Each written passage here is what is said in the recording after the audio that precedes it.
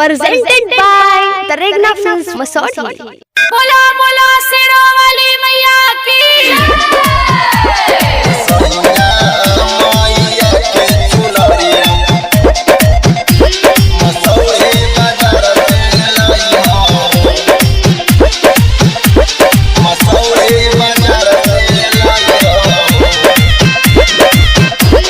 Mixed by Arvind Raja.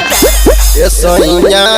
मैया के चुनरिया मसौरी बाजार से लाइया हो ए राजा मैया के चुनरिया मसौरी बाजार से लाइया हो मसौरी बाजार से लाइया हो मसौरी शहर से लाइया हो कि तोह से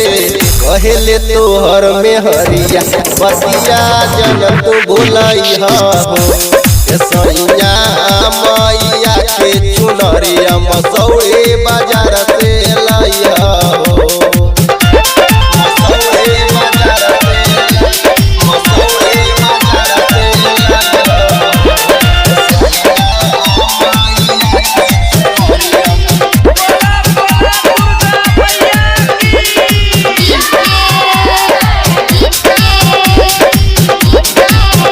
Mixed by Arvind Raja. रातर भूखम करब माई के पूजैया हो ये सैया करब माई के पूजैया हो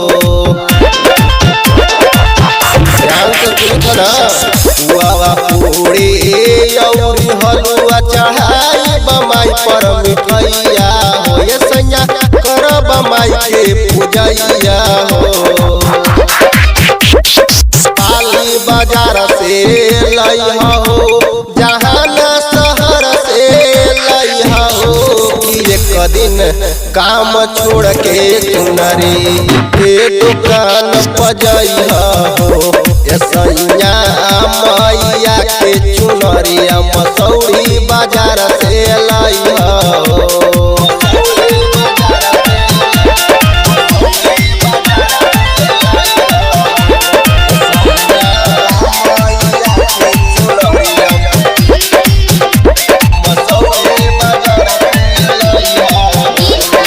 आप सुन रहे हैं the Regna Films की शानदार प्रस्तुति।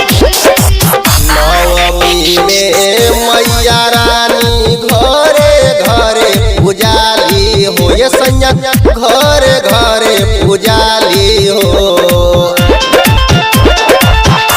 ध्यान से सुनी शेरावाली करी हमर सेनुरा के रखवाली हो ये सैया सेनुरा के रखवाली हो मसौरी बाजार से लइहा हो कि अरवल बाजार से लइहा हो कि एक दिन